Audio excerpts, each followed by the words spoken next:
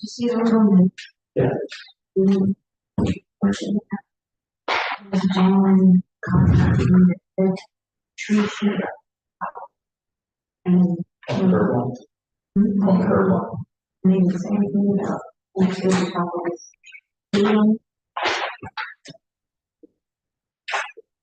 I didn't know that they should choose me solid because when people know their plans, they also bring back the 1 through the purpose.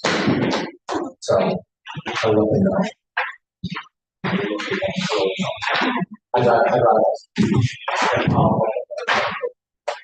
One. careful sure. Do we So I think you're going to be.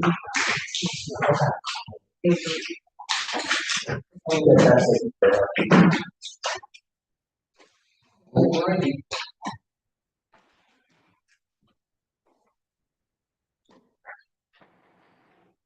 This regular meeting, Murfreesboro Council, please. John. Pledge allegiance to the flag of the United States of America and to the republic for which it stands, one nation, under God, indivisible, with liberty and justice for all.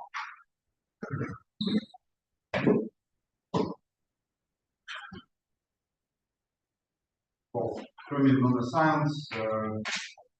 Series of senseless acts of violence and killings with weapons over the weekend.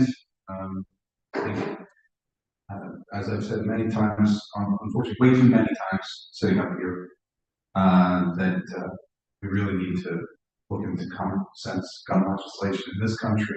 Obviously, issues spread beyond our borders. I ask each of you for a moment of silence in memory of those who lost over the weekend. Australia at Brown University, I'm sure dozens of other places. Right?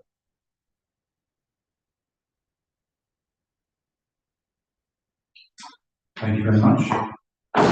This meeting is being held in compliance with New Jersey Open Public Meetings Act and advertised in the Register downstairs for all official Borough social media channels. I ask for those of you who are with us this evening, your cell phone, please place it on silent. If you need to speak with somebody while we're discussing business, please go outside the chambers. Mr. Benjamin? Here. Mr. Fitzgerald? Present. Mr. McLoone? Here. Mr. Perno? Mr. Scarazza? Here. Mr. Woods? Here. I have a quorum, Your Honor. Thank you very much. Mr. Burnham, please have yesterday to say whether. First on the agenda this evening is the public portion of the meeting. Anybody in the public who wishes to speak on any topic or state your name and address for the record. Gary Peace, 32 West Cedar Avenue, Orchard, New Jersey. Thank you. Yeah, whoever can't go.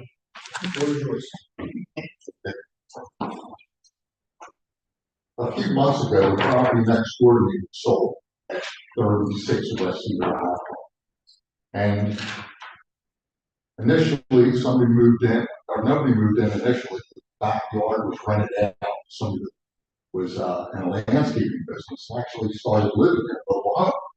I went over there and questioned him about it. He said he had another address, but he wasn't living there.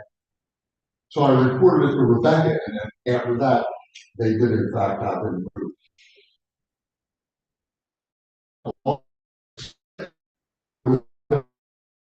In the yard,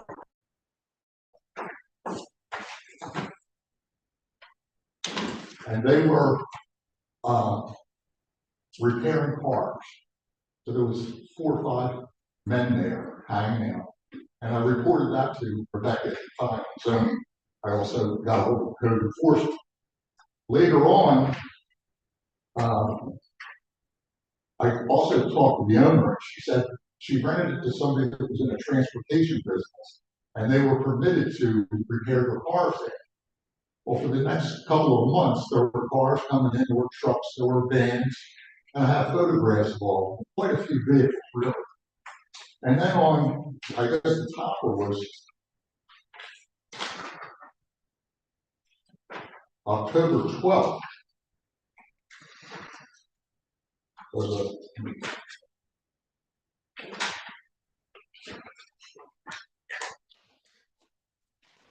photograph here. There's a photograph here, I don't know if you can see it. But there's a truck that was taken over here next to the RV. So you couldn't see it from the other yard. If you look down the driveway, you couldn't see it. And there's 4 or 5 individuals there working on the car. And I'm upstairs taking a picture, and as I'm taking the picture, I hear them pulling parts off the car or the truck. They're making noises. Then they're examining it. They were there for about 20 minutes or so. After that, I started to take a video, and they moved that vehicle over by the garage, and they started transferring packages from one vehicle to another. You can see they were joined by a couple of poor individuals that had overnight bags. And then another individual came down. So all these people are here. My wife said, if you weren't here, I would be afraid. You know, we live in Merchantville, College or Cattell Track. I would be afraid. There's so many individuals coming, and we did report this. They were not allowed to use it as a rooming house. They rented rooms out upstairs. They had all this activity in the back. So I reported it initially to zoning. I reported it to code enforcement. Code enforcement came around a few times. They made them move the RV off the property, but this just continued until this. After I showed these videos to some people, it's about, it's about a minute and a half video where they're transferring all these packages and the other people are arriving. It really looked very much like a big drug transaction. So I reported it to zoning, code enforcement, the police. I didn't get an initial response from the police. I thought, let me call the county police. So I called there. They sent somebody over, but it was somebody from Merchantville. So all the reports were filed. And initially I told the owner, you're not allowed to run a business back there repairing cars. And her response was, if they have a transportation business, they can repair their own vehicles. But again, it's like 15 or 20 vehicles that are being repaired back there. And it led to this situation where anybody that looks at that video, yeah, this looks very suspicious. What are all these other people doing there? And I want to know about the enforcement. You know, how do we go about enforcing this? It's, you know, I'm in real estate. I would have never told somebody that they could operate a transportation business in a residential property. So that's why I'm here. I wanted to start out saying I thank you for all of your efforts. I realize you're contributing all your time, not paid a lot of money, and everything that you do around here for the town and helping the town to progress. But I think this may have slid under the radar here, and something should have been done to enforce it. Code enforcement told me that they were to defer to the zoning. So Gary, I know that multiple departments within our very small borough are very well aware of this. I've had multiple conversations with your neighbor who is sitting here and will introduce himself no doubt very soon about this issue. I've received photographs. They've been passed on to everybody. We have the code enforcement, our chief of police and fire inspector, almost every single department in this entire borough is aware of this and working to try and resolve the issues here. So I don't know. I know you might not like what's happening there, but if they're not doing anything illegal, I don't know that they are or they aren't. By the way, I'm not. I know you don't like what's happening here. I know you have a video that makes it look like suspicious things are happening here. Everything that I think that we can control so far, we have tried to control, manage the things that we can manage. I just don't, at some point, there's only so much that we can do without, invading people's legal right to own a property and do what they want on that property. So I get regular updates about what's going on in this property because I asked to get regular updates about it. And I know our departments are continuing to work and try to find out what's going on, whether the woman that owns it was transacting the property, which is one of the last things that I have heard. She's selling the property. But we don't have any records of that, what I understand, as of yet. I don't know that she has sold the property. We're trying to do everything we can.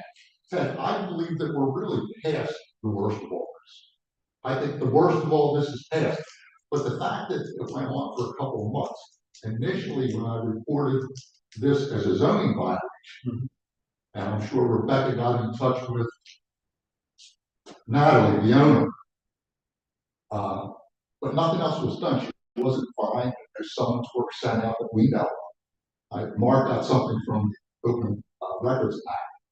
And I think that something stronger should have been done because her message to me was, I told her I already reported it to zoning. And she said, well, we'll let zoning decide.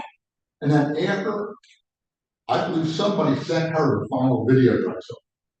Because my next conversation with her over 2 months later, she said, I'm sorry for those unsavory people that I had in the back there. I never used those words. They were her words. So somebody showed her the video and told her about it, and she changed her opinion.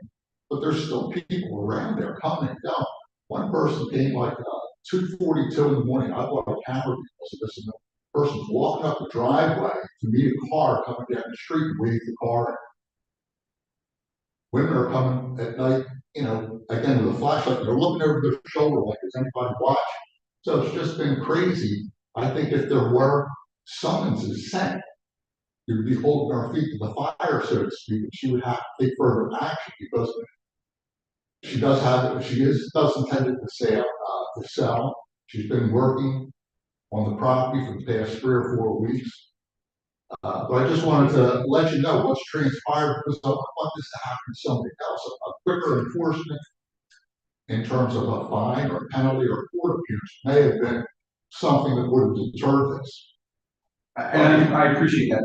Unfortunately, sometimes the process doesn't go directly to summons, right? People are given an opportunity to abate the issue that's been noticed and or violated. And many times, and blame me for this, because we live in a largely residential town, I've asked Rebecca to be friendly with the residents and advise them of things. Maybe there isn't a paper trail of that, and maybe that's a mistake. If it's a mistake, it's my mistake. But what we don't want is create a situation where we have a zoning officer going every time that there's a paint chip on somebody's door and saying, you have to paint that. If you don't, here's your summons, and we'll see you in court. Because we have zoning regulations in this town that could be handled that way. And I don't mean to speak ill about one of our neighboring communities, but Collinswood was run that way for a very long time, and it was not well received by a lot of the residents. Well, we've never wanted to be that way. So what I'm saying to you is, maybe it took a little bit longer than you wanted. I do know that again, almost every single department in this municipality has been involved on that specific property. And there are not many properties that get that level of treatment in this borough. Trust me. And not many properties that I get to rise to my level. I, engaging with staff, they generally handle things pretty well themselves. So I appreciate that, and we'll look into our processes to make sure that we're doing what we can to make sure we protect the homeowners that live around properties that might become problem properties. It's not the only one, believe me. I hear from a lot of other folks. So that's I appreciate that. I've been a realtor for so many years. I don't hate people picking on the little things. I wanted to make sure everybody was aware of this. And to the level it got to, where I actually did create, I wouldn't want them to know that I took this video. sure. So I appreciate your comment. Thank you. No, it's okay. Mark Carpenter, 40 West Cedar, on the other side of 36 West Cedar. And I do want to thank Ted. We talked via text or whatever, and he wanted me to send various things to some people. Sean's been extremely responsive to this. On December 4th, I requested over to see what exactly had been done about 36 West Cedar, and I do see a number of letters written and a number of responses. But what I'm most disappointed about is I specifically sent links and pictures of advertisements she had on websites for rooms for rent. She was running a boarding home. It had been happening since August at $9.99 her room. She had 3 boarders there, and she was renting the backyard for $600 a month. Now, she can rent the backyard, okay? Unfortunately, there was a person living there for a while. But there were 3 boarders in there, and there were links and pictures of these advertisements online. I don't understand why. I don't see any record of that. I feel like that is evidence of her breaking the law, breaking the zoning, and I want to know why there wasn't a fine or something based on that. I don't know. Excuse me? I know that I received it, and it was sent off I know Rebecca received it. There's nothing in here. I asked for open records December 4th, and I think I sent it to you August, maybe early September. Sean, I sent it to you a couple months ago. There's no record of anything being done about that, and I think that's the most blatant. We can surmise various things happening from video and stuff like that. There's actual evidence of her advertisements, and there is no response by the borough to those charges. So that's my disappointment. I believe the vigilance that Gary has done, certainly my wife. I think borders have moved down. There's been a lot of renovations working on it. But when my wife talked to her and she complained about these characters coming and going, the response was, if you have a problem with it, you can buy the property off. So my wife tried, my wife doesn't look good in orange, or she would have taken care of it. So that's all I have to say. Thank you.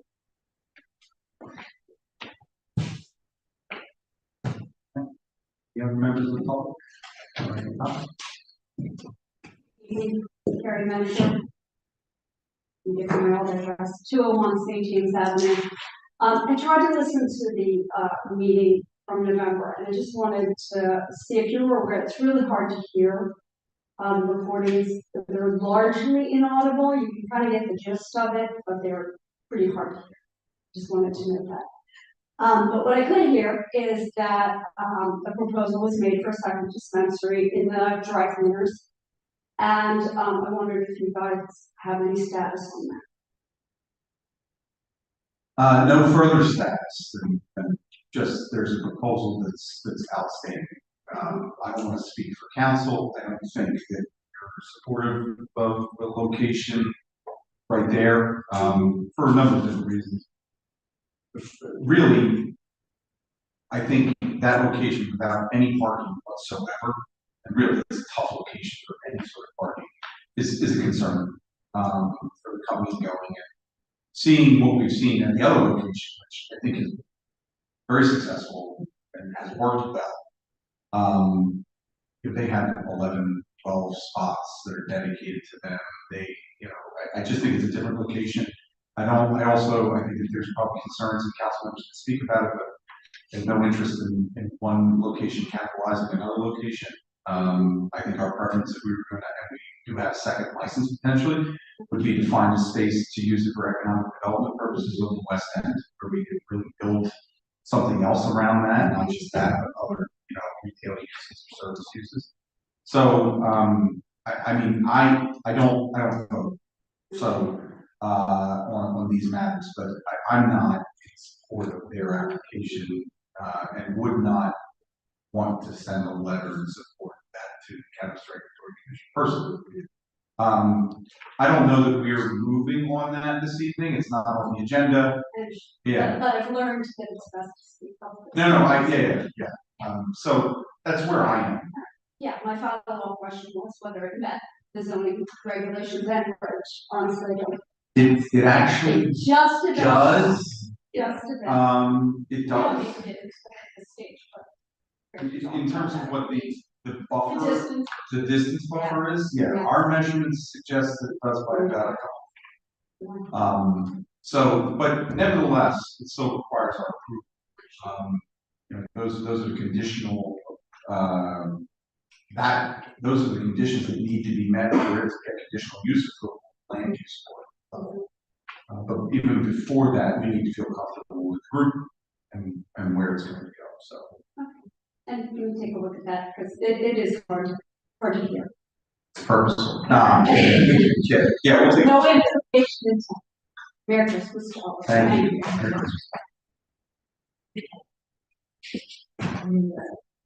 Get some boom mics. Really. Dusty, Okay. Anyone else? Hearing none, close the public portion of the meeting. We'll move into public hearing on ordinance 2514, chapter 25, fees, solar. Anyone wishing to speak on that ordinance, please come forward, state your name and address. All right, hearing and seeing none, we'll close the public hearing on ordinance 2514, chapter 25, solar, and we'll move towards adoption, chapter ordinance 2514, chapter 25, solar. Do I have a motion? So, second. I have a motion by Mr. Wood, second by Mr. Fitzgerald. Any discussion? Hearing none, roll call, please. Mr. Benjamin, Yes. Mr. Fitzgerald. Aye. Mr. McLean, Yes. Mr. Brazza. Yes. Mr. Wood. Yes. Thank you very much. Next, the approval of the minutes from November 17th, 2025. I'm going to Mr. McLean to vote on these. So I have a motion. So, second. Mr. Woods with the first, Mr. Sprouse with the second. All in favor? Aye. Opposed? And Mr. McLean abstains. Okay. Engineers report. Mr. Lee, city. Good evening, Mr. Mayor and Council. So as we approach the end of the year, we're working on closing out the Somerset Phase 1 and 2. Both are substantially complete. I've got some new notes. We'll update the road priority list so that we can move those that have been included on the list. We prioritize the streets that are made for future applications. I'll have a proposal for the fiscal year 26 and for the January meeting. Just to confirm numbers, because I talked about numbers last month. We got 197 for this, for the coming round in 26, 146 is what we have to. Okay. So, also working with Mr. House, Callaway on recreational community center improvements, developing scope and pricing for playground equipment, exterior improvements in the community center, as well as possibly identifying additional funding for those improvements. I think we need to look into LRIG, recreation improvement grant. I think with the money we've already gotten and with a good scope, we probably would be a good candidate. Okay. And finally, as part of our stormwater and GIS, we were required to send the shed inventory report by the beginning of January, so we'll have that next.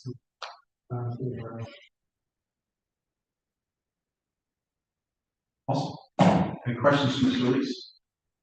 One follow-up, the tree that was knocked down by the contractor last summer, so you have a conversation with them about. That's on the punch list, but since we're on the planning season, we'll have discussion with it. I know that, the property owner that tree is in front of had a conversation with the contractor. They had said that they were going to replace it. Ideally, we'd like to have that conversation with the shade tree because it is for property. We want to make sure that the tree that's planted is appropriate for the location. Yeah, we'll work out those details. So now, we're out of the planning season now anyway, so we'll get the details together. Spring. Great. Saw the invoice for the work from Diesel Mains for the pump on Glenwood. They sent over any details in terms of what issues they found. The only feedback I got was 6 debris, Okay, so nothing mechanical, nothing unnatural. Thank you. Yes. Thank you. All right. Thank you very much, Mr. Lees. All right. Any others? Any others? Correspondence.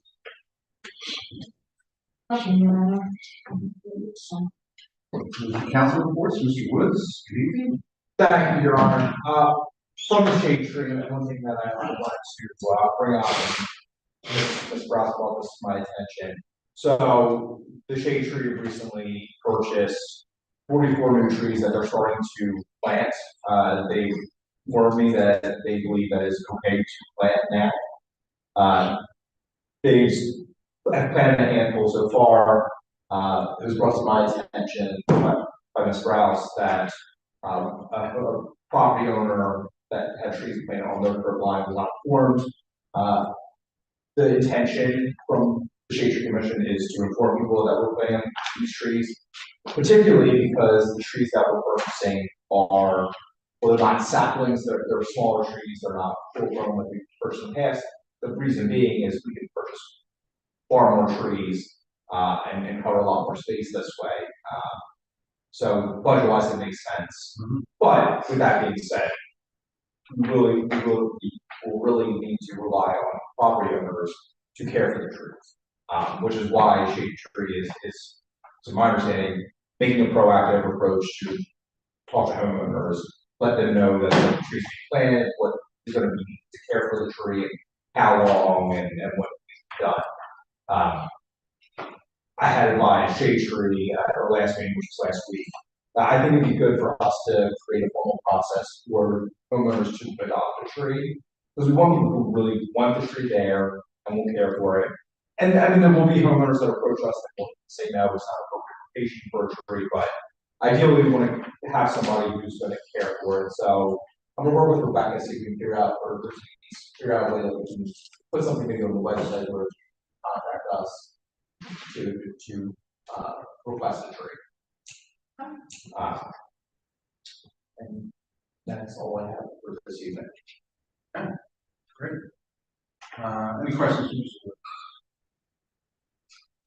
Mr. Benjamin, good evening. All right, thank you, Your Honor. Just one report for the month of November, we had one virtual session and two in-person sessions.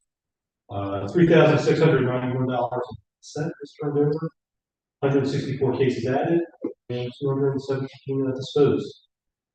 So all I got. Thank you very much. Mr. Shirley. Thank you, Your Honor. Start off with DPW. No major personnel changes. Equipment, still dealing with minor trash truck issues that we're just sort of addressing as they arise. Trying just to keep them running as best we can. Building maintenance, heater at the community center starting to experience some issues, but they apparently are keeping it going. Lawn maintenance, snow removal, the report only covers up until November. There were some issues with the brine unit as well as the salt spreader for both of those appear to have been taken care of. Plows were inspected, working properly, and good snow removal again. I can speak to the streets around my area, they all were taken care of very well. The crew was out 5 a.m. through the majority of the day. Sewer calls until began up until November 12 up to date for the year.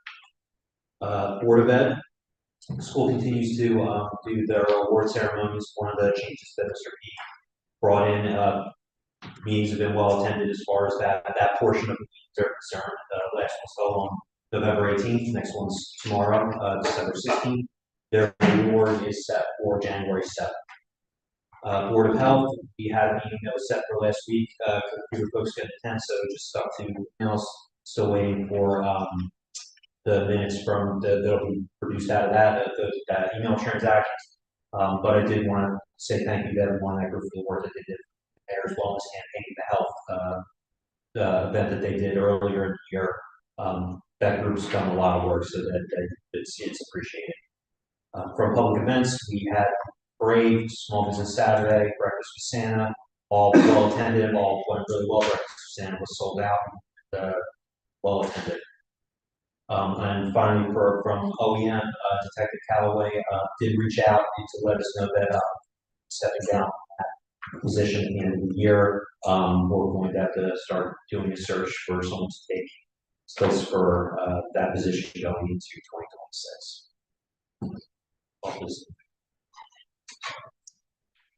So two things. One, regarding the community center, we're having issues with heating system. We also have issues regularly with air conditioning system there. We might want to think about 2026, a comprehensive sort of HVAC program for that site. We're investing a lot of money in that building. There's a lot of use of that building, and driving a lot of revenue from that facility. So I think it might be a good investment. I know we recently received a grant for some exterior improvements, about $50,000. So as we move towards capital, And, gosh, what was the second thing? That you brought up at the end there? OEM. OEM. I did have a discussion with the chief of police about this, and I do think it's something that we should look to our neighboring community. They have dedicated OEM individual with anti-idol there. That's all. And, I know he receives, I believe he receives a stipend for additional, part of his pay. But maybe we can do a shared service over there to have him on and playing our program as well. Because he's already has all the training, all the everything in place. So, we're gonna open that dialogue. Chief's gonna help do that, so you can. No, I just appreciate it. I know that we worked with them in the past. I know that worked out well. Hopefully. I thought it did. Superstorm Sandy. Well, let's hope we don't run into that again. Joint OEM. Yeah, it was really well done. For some reason, it went the other. Anyway, any other questions from this? All right, thank you very much. Mr. Sprouse. Yes, Mayor. We virtual fire, 20 calls last month. We did a dwelling fire that is still under investigation. They were able to take it from that it started in. Investigation should be wrapped up by next month. So we had 20 calls last month. Then we have 4 training days coming up. Fire inspections, all the fire inspections are done for the year. Total for the year we're at, which is like November, so almost there. 417 violations issued, 366 abated. For enforcement and open complaints, we have 87. Closed complaints 198. So complaints for the year is 285. And rental inspections continue. Initial inspections, third inspections. Most equipment's in good working order, only minor slattering. All right, any questions for Mr. Sprouse? All right, thank you very much. Mr. McClendon. Thank you, Your Honor. Emergency Police Department for the month of November were involved in 1,425 incidents. This includes 201 traffic stops, 138 incidents involving park enforcement, 7 arrests, and 1 DWI arrest. The month of November was another busy month of training. I would say about half the department participated in the active shooter drilling with Pennsylvania County Police. Chief Gracia attended a 1-day symposium on critical issues that chiefs face performance of their duties that was hosted by the New Jersey State Association of Chiefs of Police. Detective Beach attended a 2-day child abuse investigation class hosted by the Camden County Prosecutor's Office, and all officers completed the mandated 4th firearms qualification for the year. In the month of November, the focus remained at the intersection of Lexington and Cole. During this time period, officers conducted 121 proactive patrols. 19 violations were observed, issuing 6 summonses and 19 warnings. The police department continues their selective enforcement in front of 1 South Center Street. No violations were observed in November, but I'll try that number bigger in December. And then lastly, I do want to share, regrettably, that Officer John Queen has elected to pursue an opportunity outside of the department. His last day will be Friday at the Northfield Police Department. So I know he's been with us for a while, and I think he was a great ambassador to the community, parks and playgrounds, especially in school. So if you get a chance, wish him all the success in his future endeavors. Who goes to The Homeland Security. Really? I don't want to talk about that. But it's my understanding. And the job posting announcement for the replacement with Chief Russell. Thank you very much. Questions? And what time room? These are the rules What are people? Okay, thank you very much. Clerk's report. Mr. Fitzgerald pretty much said everything that I had, so I kind of have some more. Anything for you, boss.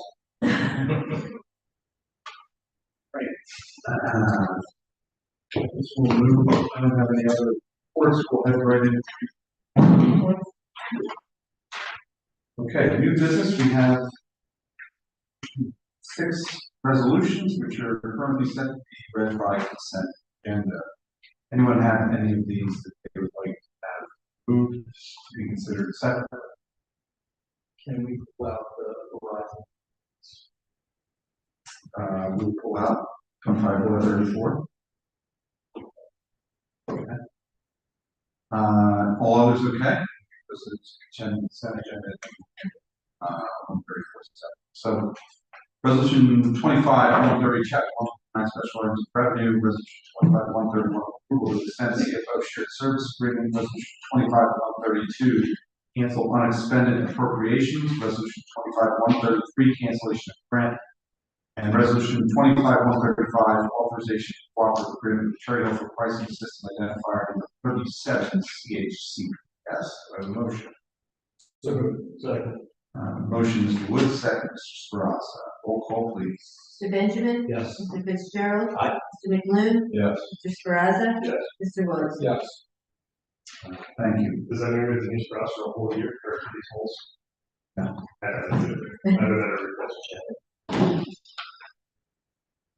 Okay, next is, resolution 25-134, authorization for partnership with Verizon Wireless for wireless facilities in public right of way. Do I have Can I take a quick moment to ask a question, Mr. Hayes? Sure. So, this isn't unique to Verizon. I know that at others, this one happened to be Verizon acquiring the pole from their predecessor. We had approached them, Verizon had claimed it's an inactive pole. They didn't take any actions to remedy the situation. My question here is, so, I mean, we're allowing them to, and I know this is commonplace, we're allowing them to install poles. If they're installing poles in section C says that they would be required to come with any permits for construction, would they have to approach us to install new poles? Well, the pole itself is not part of this. This is just a device on top. Okay, I mean, but in the resolution, to give them permission in installing new poles, if they. Well, they don't install poles. Verizon will install the poles, and if there's a subject to whatever rules and regulations there is, BPW, that would be whether or not they have to get any type of permit or construction permit after the installation. I'm not exactly sure whether they do it. But they, my concern is that they would be able to come in and install a pole without approval from us. I mean, is it a location that we approve of? I mean, if they have to get permits, then yes, we have the opportunity to say it's not a location. Yeah, I don't recall any poles being installed here, not that. Yeah, my fear is that this gives them carte blanche ability to go and install a pole. Okay, because my understanding is the company that we're dealing with right now. Yeah. Okay, this is a company that is going with Verizon, that is going to Verizon, or PSE&G, whoever happens to know the whole question. And there are 4 units that are going to go at specific locations on top of these poles. And I mean, I understood that was the intent of this. I mean, but this resolution is far beyond that. I mean, can we limit the scope of this to just say the installation and maintenance of facilities or whatever? I just think when we get into, we're going to allow you to install poles without, and I mean that's fine if that is in this, and for them to have to agreement. I just want to have the ability for the borough to say this is not a location or we're going to install poles. Well, it certainly would be council's prerogative to, if it wishes to go further, one that wishes to go further tonight on this resolution, make it subject to that particular type of language. That would be my suggestion to council, that we provide some level of oversight if they're installed. I mean, you're maintaining, so that's fine. I don't want to ever say, but I think the obstructing pole should have some level of oversight. Yeah, because when I spoke to the representative about this, the whole issue of poll was basically off the table. It was just like, we're not doing anything with polls, we're just, we're just going forward with putting these machines on. I mean, This is Verizon Wireless, correct? Yes. Yeah, Verizon Wireless doesn't have right of way to place poles. They don't have to obtain them right away. Well, what it does say, whereas Verizon Wireless Center parties lawful to maintain poles in public right of way pursuant which Verizon Wireless may use existing utility poles, replace existing poles, or install new poles as necessary within the public right of way of Borough version. So there is language in this that does If say. you want to adopt that ordinance subject to sizing, replacing the poles, and installing the poles, Yeah, that's Verizon Wireless has no. I mean, can we just cut the language that says install? That's what I'm saying, yeah.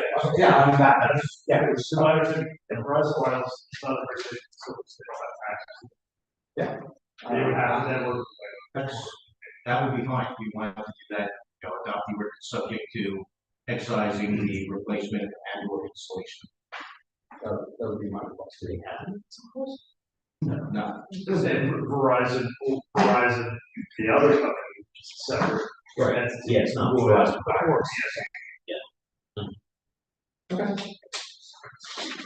Okay, motion, as amended by Mr. Woods. Second, Mr. Speraza. Got language change. Removal of install. New poles. Any discussion on that? Yeah, already discussed. Hearing none, roll call. Mr. Benjamin? Yes. Mr. Fitzgerald? Aye. Mr. McLean? Yes. Mr. Sprazza? Yes. Mr. Woods? Yes. I signed the last page of the presentation. Sure. Okay, Yogi. It's just a borough. All right, next we have financial reports, this includes standing in for Mr. Turner, Steve. Building to do resolution R 25-136. For covering total bills and checks of $520,800. Second. Motion by Mr. McClune on resolution 25-136 payment of bills, second by Mr. Woods. Any discussion? Hearing none, roll call please. Mr. Benjamin? Yes. Mr. Fitzgerald? Mr. McLean? Yes. Mr. Sprazza? Yes. Mr. Woods? Yes. First. Good. All right, announce. Merry Christmas. That's fine. I'm sorry. Okay. I'm sorry. Say happy New Year. Reorg, Yes, will be the next time that we meet. January 5th. What time are the pictures? Oh, God. Is everybody available for me? Right. On the fifth, Yes. Let's start with that. for anyone that wants to have a seat on council, I have to be here. Yeah, that's right. Okay, I can put that in the email. Oh, yeah. Go for it. Then I would say 6 o'clock to start. I'll send an email out to everyone with everybody's time, and then we'll do the, We did individual headshots photos last year. Does anybody need to do anyone? Universal. All right, so then we'll Right, say so probably 4:37. So I'll send an email out online. we can do it backwards every time. Okay, so Okay. Nothing else happening between now and then. Borough, holiday parties on January, you have a date? not yet. It's probably the last Friday in January at Blue Monkey. And then we're also going to do lunch for Denise Moles somewhere around then. So I'll put the word out for that too. That'll probably be fun as well. Okay. And otherwise. Happy New Year. Merry Christmas, Happy New Year, Happy Hanukkah to those celebrating.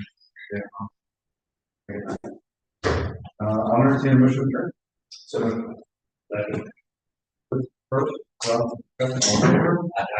Opposed? Adjourned.